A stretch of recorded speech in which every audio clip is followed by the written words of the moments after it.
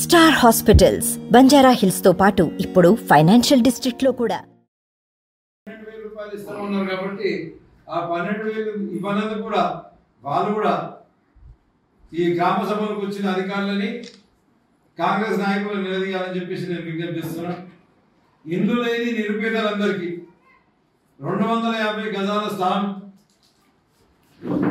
కేటాయించి వాళ్ళకు 5 లక్షల రూపాయల ఇందిరమ్మ ఇల్లు మంజూరు చేస్తామని చెప్పడం జరిగింది. వాళ్ళు కూడా ఇల్లు లేని వాళ్ళందరూ కూడా వచ్చి దాని విషయంలో ఆ మీటింగ్లలో నిలదీయాలని చెప్పేసి వాళ్ళకి విజ్ఞప్తి చేస్తున్నా. ఇంకా ఇదే కాక ఎన్నెన్నో పథకాలు వాళ్ళు ఇచ్చిన మాటలన్నీ కూడా నిలబెట్టుకోలేదు కాబట్టి వాటన్నిటి గురించి కూడా ప్రశ్నించాలని, మరి గత ప్రభుత్వం ఏదైతే అధికారులు మంజూరు చేశారు దళిత బంధు పథకం 1100 యూనిట్లు మంజూరు చేశారు, అందరికీ అకౌంట్లు చేసుకోమని చెప్పారు. 10 లక్షల రూపాయలు జమ చేసి ఆ దళితులకు అందరు కూడా అర్హత ఉన్న దళితులకు అందరు కూడా వాళ్ళ జీవనోపాధి మంచి సాగే కొరకని ఇస్తామని చెప్పేసి గతంలో మంజూరు చేయడం జరిగింది. 1100 మందికి 10 లక్షల రూపాయలు జమ చేయాలని చెప్పేసి ఈ దళితులందరూ కూడా మీటింగ్లలో ఏ గ్రామానికి సంబంధించిన దళితులు ఆ గ్రామంలో మీటింగ్ అటెండ్ కావాలి. మేము అర్హులం కామా మాకు ఎందుకు సెలక్షన్ చేసిన తర్వాత మా దళిత బంధు డబ్బులు ఎందుకు ఆపిందని చెప్పేసి అధికారులను నిలదీయాలి. మరి వచ్చిన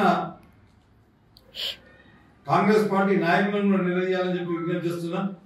గృహలక్ష్మి 3,000 ప్రతి నియోజకవర్గానికి శాంక్షన్ చేసిన గృహలక్ష్మిలో ఇల్లు 3 లక్షల రూపాయలు చొప్పున మంజూరు చేసినాం.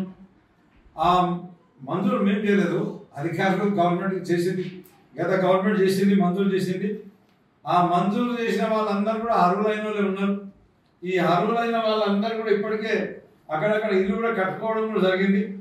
వాళ్లకు తొందరగా బిల్లులు ఇవ్వాలి అని చెప్పేసి మీరందరూ కూడా వచ్చి అక్కడ గ్రామ సభల్లో పాల్గొని గ్రామ సభల్లో కాంగ్రెస్ నాయకులను నిలదీయాలని విజ్ఞప్తి చేస్తున్నాం.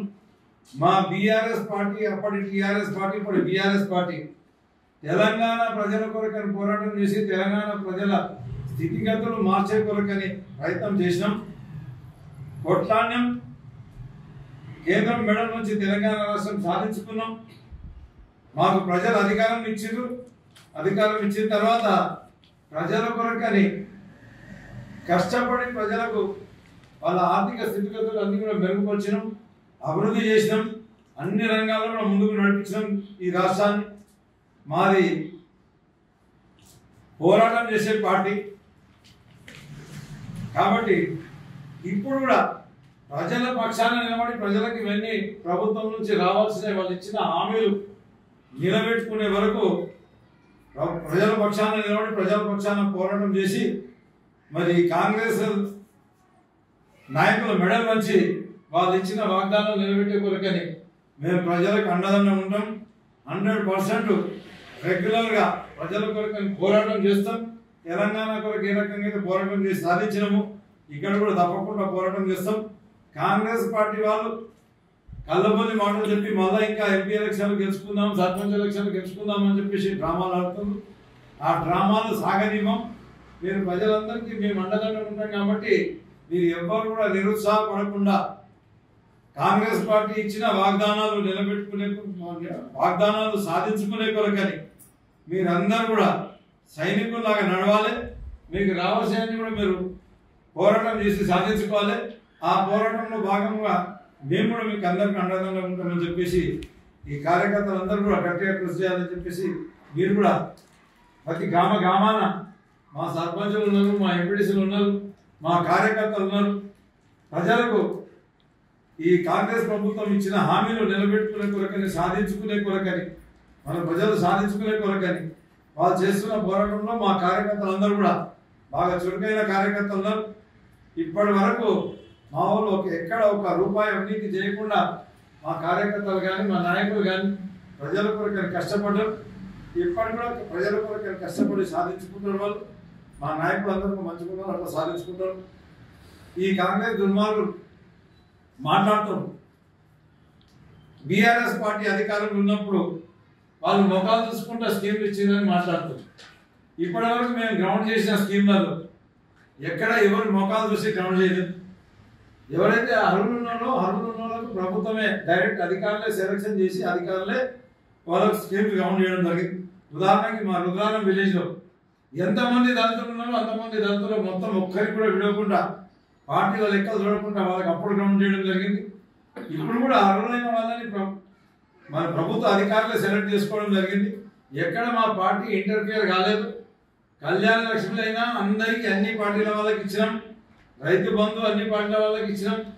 రైతు బీమా అన్ని పార్టీల వాళ్ళకి ఇచ్చినాం. అండదండం ఉంటుంది, ప్రతి విషయానికి కూడా అండదండం ఉంటుంది. ఆ రకంగా వడ్ల బోనస్ గురించి క్వింటాల్కు 500 రూపాయలు బోనస్ గురించి అడగాలి. రైతు బంధు పథకం అది మా ప్రభుత్వం అధికారంలో ఇస్తామని చెప్పేసి జమ చేసి డబ్బులు కూడా ఇవ్వనీయకుండా ఆపి మేము అధికారంలోకి రాగానే 9వ తారీఖు నాడు మీకు 15,000 రూపాయలు ఇస్తామని చెప్పేసి మాట్లాడిండ్రు. ఇప్పటికీ రైతు బంధు ఇస్తలేరు. వచ్చిన అధికారులకు నాయకులకు రైతు బంధు గురించి కూడా నిలదీయాలని చెప్పేసి నేను విజ్ఞప్తి చేస్తున్నా. రైతు రుణమాఫీ కేసీఆర్ గారు రుణమాఫీ చేసిండ్రు. మీరు రెన్యువల్ చేసుకోండి, నేను అధికారంలోకి రాగానే 2 లక్షల రూపాయలు రుణమాఫీ చేస్తానని చెప్పేసి రేవంత్ రెడ్డి గారు 9వ తారీఖు నాడు రుణమాఫీ చేస్తానని మాట్లాడాడు. ఆ రుణమాఫీ గురించి కూడా ఊసలేదు కాబట్టి దాని మీద కూడా అధికారులను నిలదీయాలి. మరి వాళ్ళని కూడా నాయకులను కూడా నిలదీయాలి, కాంగ్రెస్ నాయకులు అని చెప్పేసి నేను తెలియజేస్తున్నాను. ఆసరా పెన్షన్లు ఉన్నాయి. ఆసరా పెన్షన్లు 2,000 రూపాయలు మా ప్రభుత్వం ఇస్తుంది. ప్రతి నెల వాళ్ళకు ప్రభుత్వ ఉద్యోగాలకు జీతాలు ఆగినా కూడా కరోనా వచ్చి కాంట్రాక్టర్ల బిల్లులు ఆగినా, పబ్లిక్ రిప్రజెంటేటివ్స్ డబ్బులు ఆగినా, జీతాలు ఆగినా, ఆందోళనలు ఆగినా వాళ్ళకు మాత్రం ఆసరా పెన్షన్ ఆపకుండా ఖచ్చితంగా ప్రతి మాసం మనం ఇవ్వడం జరిగింది. 2,000 మీరు ఆగండి, నేను 9వ తారీఖు నాడు అధికారంలోకి వచ్చి 4,000 రూపాయలు ఇస్తా అని చెప్పేసి మాట్లాడాడు. ఇప్పటి వరకు 1 రూపాయి కూడా ఇవ్వలేదు. ఆసరా పెన్షన్ దానిలో కూడా అందరు కూడా మీటింగ్లో అటెండ్ అయ్యి వచ్చిన అధికారులని మరి ఆ కాంగ్రెస్ నాయకులను నిలదీయాలని చెప్పేసి నేను విజ్ఞప్తి చేస్తున్నా. మహాలక్ష్మి పథకం అని చెప్పేసి మా మహిళా సోదరులకు అందరు కూడా 2,500 రూపాయలు 18 సంవత్సరాల నిండిన వాళ్ళందరికీ కూడా 2,500 రూపాయలు ప్రతి మాసం ఇస్తామని చెప్పేసి ఈ కాంగ్రెస్ వాళ్ళు వాగ్దానం చేశారు. రేవంత్ రెడ్డి గారి గిట్ట మరి కాంగ్రెస్ పార్టీ ఆ వాగ్దానాన్ని నిలబెట్టుకోలేదు కాబట్టి మహిళా లోకం అంతా కూడా బయటకు వచ్చేసి మహిళా శక్తి ఏందో నిరూపించి ఆ మీటింగ్లలో వాళ్ళు నిలదీయాలని చెప్పేసి నేను మహిళలు కూడా విజ్ఞప్తి చేస్తున్నా. యువతకు మన ప్రియాంక గాంధీ గారు చెప్పారు, మా ప్రభుత్వం తొందరగా అధికారంలోకి తీసుకెళ్ళండి, అధికారంలోకి రాగానే 4,000 రూపాయలు నిరుద్యోగ వృత్తి ఇస్తామని చెప్పేసి మాట్లాడింది. మెగా డిఎస్సి ప్రకటిస్తామని చెప్పేసి కూడా మాట్లాడింది. మొదటి సంతకం మెగా డిఎస్సి మీద ఉంటారు. మెగా డిఎస్సిని పక్కన పెట్టిండ్రు. 4,000 నిరుద్యోగ వృత్తి కూడా మేము మాట ఇవ్వలేదని అసెంబ్లీలో బట్టి విక్రమార్క గారు మాట్లాడారు కాబట్టి దాని మీద కూడా యువత అందరూ కూడా వచ్చి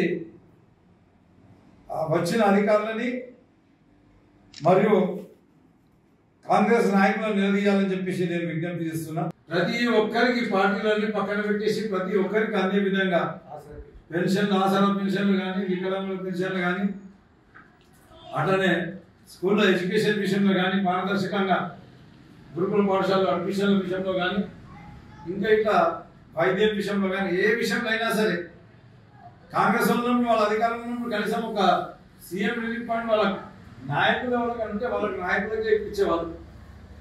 మేము కాంగ్రెస్, బీఆర్ఎస్, బీజేపీ మిగతా పార్టీలు అన్నీ పక్కన పెట్టేసి ఎవరైనా సరే నారాయణఖేడ్ ప్రజలు ఆపదలో ఉన్నారు, వాళ్ళ ప్రాణానికి అపాయం ఉందంటే ఇక్కడ నుంచి డైరెక్ట్ మేమే వాళ్ళ దగ్గరికి వెళ్ళి ఎస్టిమేషన్ తయారు చేయించి ఎల్ఓసి తెప్పించి వాళ్ళ ప్రాణాలు కాపాడిన ఘనత పార్టీలకు అతీతంగా మా బీఆర్ఎస్ పార్టీకే ఉంది.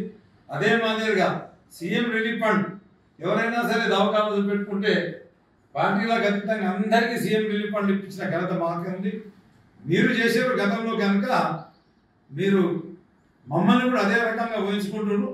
ఇప్పుడు గతంలో చేసేటప్పుడు కానీ ఇప్పుడు చేస్తే మాత్రం అర్హులైన వాళ్ళని పక్కన పెట్టేసి కాంగ్రెస్ కార్యకర్తలకే కనుక ఇస్తే వదిలిపెట్టే ప్రసక్తి లేదు. ఖచ్చితంగా పోరాటం చేసి మేము సాధించుకుంటాం. వదిలే ప్రసక్తి లేదని చెప్పేసి, ఊరుకునే ప్రసక్తి లేదని చెప్పేసి తెలియజేస్తున్నాం. కాబట్టి నేను అందరి నారాయణఖేడ్లో గ్రామానికి సంబంధించిన ప్రజలకు, కార్యకర్తలకు, లబ్ధిదారులకు మీరందరూ కూడా చేతులు ముదురుకొని కూర్చుంటే ఇవన్నీ రావు. మనం అందరం కూడా ఖచ్చితంగా ఆ మీటింగ్లలో పాల్గొని వచ్చిన అధికారులు నిలదీసి ఇంకా మనకు రావాల్సినవి ఉంటే కొంతమందికి ఇంకా రేషన్ కార్డు రావాలని ఆలోచన ఉన్నది. లబ్ధిదారులు అప్లై చేసుకోండి రేషన్ కార్డు. చూద్దాం ఎన్ని ఇస్తారో, ఎప్పుడు ఇస్తారో చూద్దాం. ఇవ్వకపోతే వాళ్ళ సంగతి చూద్దాం. దరఖాస్తు అయితే పెట్టుకోండి. మరిన్ని వీడియోస్ కోసం ఛానల్ ని సబ్స్క్రైబ్ చేయండి. లేటెస్ట్ అప్డేట్స్ కోసం వాట్సాప్ ఛానల్ ని ఫాలో చేయండి. అండ్ లింక్ డిస్క్రిప్షన్ లో ఉంది.